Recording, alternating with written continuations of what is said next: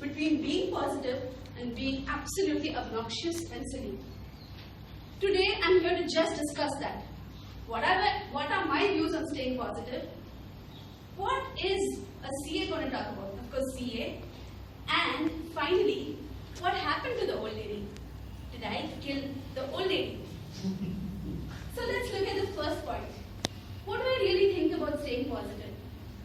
We all have been told time and time again, be positive, always think good things. But let's go back to the first time that you told yourself, be positive. I would assure you that the thought that you had right before that was a negative one, right? Why is it that most of us have this negative thought? A negative thought is something that is like a warning, that is trying to tell you something. Are you going to tell me that alarms are bad? No, of course not. There is a potential threat, and that has been identified. And to better understand this, look at your father, look at your forefathers, look at your forefathers. And what do you see? A monkey, an ape. He gets a banana before him. Does he take the banana? No. He looks at the left, he looks at the right, and I got that mixed up.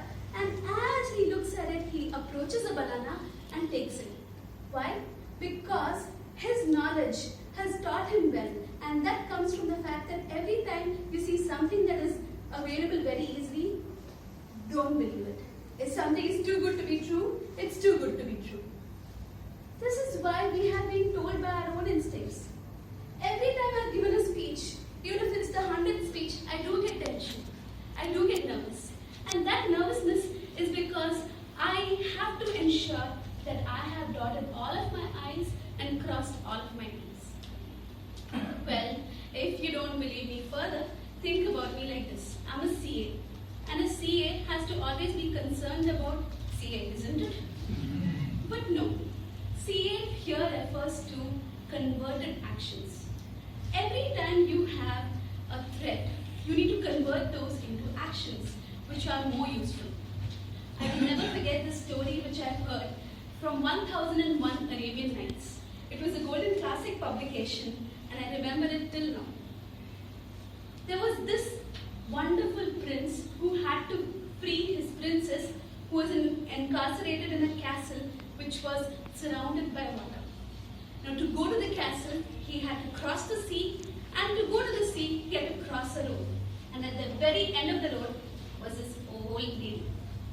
So he approached the road and he asked this old lady, so is this the road which leads to the sea? And the old lady said, oh, you're a prince. I have known, but you have to listen to me. 1,000 princesses went past here and they never listened to me. When you cross this, you will see these beautiful creatures. They will look more beautiful than your princess. Don't be tempted.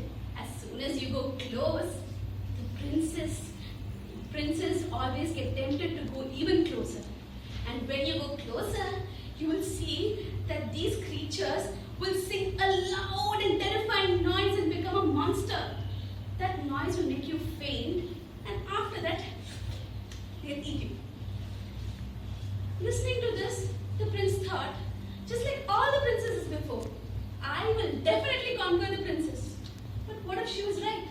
So he looked at the shore and he found 1,000 skeletons, and they wear these crowns on those skeletons, marking the fact that they were in fact eaten by something. Now what could he do? He took some beeswax and he stuffed it in his ears. And as soon as he stuffed it in his ears, I remember the publication mentioning this one sentence, and the old lady died. Yes, I'm going to repeat the sentence, and the old lady died. Why did that story have that sentence? It gave away the entire plot. After this, the prince would definitely capture his princess, and everything was la la la la la, and they all had a nice song and all that. But why? Why was that sentence added? And I thought it was added for me. Every time I do something which I think I can do it very well, I ask myself this one question. Did I kill the old lady? Did I ensure that I have covered all of my points? Now, of course, our TA body did say that I'm a small package, but if you meet my dog, you'll understand what is a bigger package. He's 27 kilos. And then looking at him, I was first thinking, oh, I can master him. He came as a puppy. I brought him in my purse. I can do anything with him. But when it came to give him a bath, that's when I understood my maternal instincts is no use. Neither is my height, neither is my weight, and that dog is only going to do what it wants to do. Attempt number 1. I took my dog and I chained him, and then I decided to give him a bath. And when I gave him a bath, he jerked off. He jerked and he left. And that water pipe broke right on my face. And I had to hold it for 1 whole hour, waiting for the plumber to come. Now I told myself, what happened? Stay positive. Enjoy yourself. But then I realized that I was trying to go against what this dog was doing. My dog was mortified by taking a bath. Shall I leave him be? Shall I let him be a stinky dog? No. I'm a good mommy. I'll take care of him. I'll definitely give him a bath. Attempt number 2. I tried to take him to the terrace. How do I take him to the terrace now? As I was taking him to the terrace, my dog was reluctant. He refused to come down. He refused to come off the terrace. I realized my dog had been beaten up. That is why my dog refused to come to the terrace. Now I was perplexed. What do I do? I've tried staying positive. I've tried everything.